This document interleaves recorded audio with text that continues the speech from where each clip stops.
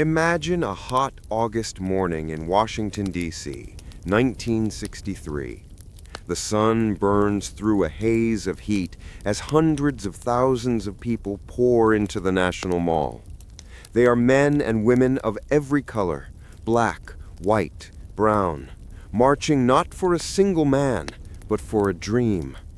Reporters swarm the crowd, cameras hum, and a young preacher named Martin Luther King Jr. waits nervously behind the podium. But in the shadows, away from the microphones and applause, stands a tall, quiet man in a simple suit, the man who made all of this possible. His name is Bayard Rustin. And though history rarely remembers him, without Bayard Rustin, the March on Washington, and perhaps the entire civil rights movement as we know it, might never have happened. Bayard Rustin's story is not the one taught in classrooms or printed on posters. It is the story of a man who lived in the crossfire of race, politics, and identity, a man who shaped a nation yet was erased by it. His genius built movements, his courage defied governments, and his truth cost him everything. Born in 1912 in Westchester, Pennsylvania, Bayard was raised by his grandparents, Quakers, pacifists, who believed in peace above all else. From them, Bayard learned early that real courage does not always roar, sometimes it whispers. His grandmother, Julia Rustin, taught him to stand for truth even when truth stands alone. But Bayard's truth was never simple. He was a black man in Jim Crow America, an activist before activism had a name, and in a time of crushing intolerance, he was also openly gay. That triple burden would shape every battle he fought and every betrayal he endured. In his 20s, Rustin became a rising voice in the fight for racial justice, but he refused to take up arms. He believed deeply in nonviolence, not as a tactic, but as a way of life. Long before Martin Luther King Jr. became a household name, Bayard had studied Gandhi's teachings on nonviolent resistance and had already been arrested for refusing military service during World War II. He spent 28 months in federal prison, enduring brutal treatment for his beliefs, yet he emerged stronger, his conviction unshaken. It was in the 1940s that Bayard began to organize, and his brilliance was undeniable. He helped form the Congress of Racial Equality, CORE, and advised the Fellowship of Reconciliation, using civil disobedience to challenge segregation. Long before Rosa Parks refused to give up her seat, Bayard Rustin had led a freedom ride through the segregated South in 1947. On a Greyhound bus in North Carolina, he was dragged off, beaten, and jailed, but he never raised a fist. He simply looked his attackers in the eye and said, "We are all one. You cannot harm me without harming yourself." Bayard Rustin was the invisible architect behind almost every major act of civil disobedience of his time. But he was also a man living in a world determined to silence him. His sexuality made him a target, not just for white segregationists, but for many within his own movement. In an era when being gay was seen as both a sin and a crime, Rustin's openness became ammunition for those who wanted to destroy him. In 1956, he met Martin Luther King Jr. in Montgomery, Alabama during the bus boycott. King was young, passionate, but still learning how to lead a movement. Bayard became his mentor, teaching him Gandhi's philosophy of nonviolence and how to organize massive resistance with discipline and strategy. It was Rustin who introduced King to the concept of soul force, the idea that love could be the weapon that disarms hate. Together they formed the Southern Christian Leadership Conference.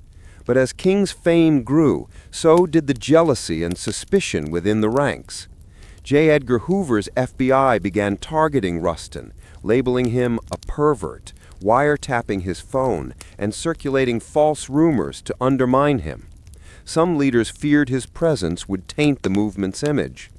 Under pressure, King distanced himself from Bayard. It was one of the deepest wounds Rustin ever carried, betrayed by the very cause he helped build. But Bayard Rustin was not done. If he could not lead from the front, he would lead from the shadows. In 1963, when the civil rights movement needed a unifying moment, Bayard returned. He was approached by A. Philip Randolph, the legendary labor leader who had once mentored him, to organize a massive march on Washington for jobs and freedom. The idea was audacious: gather hundreds of thousands of people in the national capital, demand equal rights, and do it peacefully. Most thought it was impossible. There were no cell phones, no internet, no modern logistics. Yet Bayard Rustin, with nothing but typewriters, landlines, and sheer will, made the impossible happen. He built the march from the ground up, coordinating buses from every state, housing thousands of people, arranging food, sanitation, sound systems, first aid, and crowd control, all while under FBI surveillance. The pressure was unimaginable. Politicians warned it would end in chaos. The White House feared riots. Even some civil rights leaders doubted it could succeed. But Bayard, calm and methodical, told his team, "We will make the nation listen, and we will do it with dignity." On August 28, 1963, as the sun rose over the Lincoln Memorial, Bayard's vision became reality. More than 250,000 people flooded the National Mall, the largest peaceful demonstration in American history at that time. Every sign, every chant, every minute was coordinated with precision. The event ran on schedule to the second, a miracle of planning. When Dr. King stepped to the microphone and spoke those immortal words, "I have a dream," Bayard Rustin stood off to the side, exhausted, tears in his eyes. He had built the stage, literally and figuratively, on which the dream was spoken. Yet when the history books were written, his name was barely mentioned. Newspapers called Randolph the chief organizer. King became the movement's icon. Rustin's contribution was buried under silence. Why? Because he was gay. In 1963 America, that single fact erased a lifetime of service. Politicians who praised the march privately told others they could never acknowledge a homosexual as its architect. Even within the movement, many were uncomfortable with his identity. Rustin was forced once again into the shadows, a ghost of the revolution he helped to create. But Bayard Rustin was not done. If he could not lead from the front, he would lead from the shadows. In the years after the march, he turned his attention to global issues, supporting human rights in Africa, advocating for economic justice, and standing against the Vietnam War. He argued that true freedom was not only about race, but about humanity itself. In one of his most powerful speeches, he said, "The question is not whether we will be extremists, but what kind of extremists we will be. Extremists for hate or for love." In the 1970s, Rustin's influence faded in the public eye. Younger activists sought more radical tactics, rejecting his pacifist ideals. Yet even as others shouted, Rustin remained calm, insisting that the moral core of the movement was compassion. He began working on refugee issues, LGBTQ rights, and economic equality, still organizing, still writing, still believing. By the 1980s, Bayard Rustin was living quietly in New York City with his partner, Walter Nagel. The world had changed, but not enough. The movement he had built had changed laws, but not always hearts. When asked if he felt bitter about being forgotten, Rustin smiled gently and said, "I don't need to be remembered. I only need to know that I was right." He died in 1987 at 75 years old. There was no national funeral, no monument, no parade, but in time, history began to correct itself. Scholars started uncovering his legacy, tracing the fingerprints of his genius across the civil rights era. They realized that every strategy, every march, every philosophy of peaceful resistance bore his signature.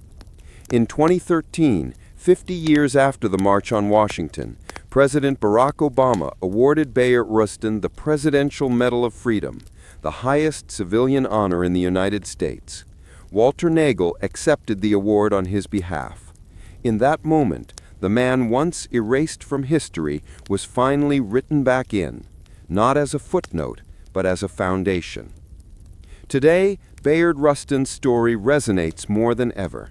His life challenges us to see how courage often hides behind humility, how justice is rarely comfortable, and how the truest leaders sometimes lead without being seen. He taught America that peace is not weakness, it is discipline, that love is not surrender, it is strategy. If you listen closely to the echoes of that August day in 1963, the chants, the songs, the sound of history shifting, you might still hear his voice, quiet but firm, whispering from the crowd, "We are all one. You cannot harm me without harming yourself." And that, perhaps, is the most powerful truth of all, that the man who was silenced gave America its voice.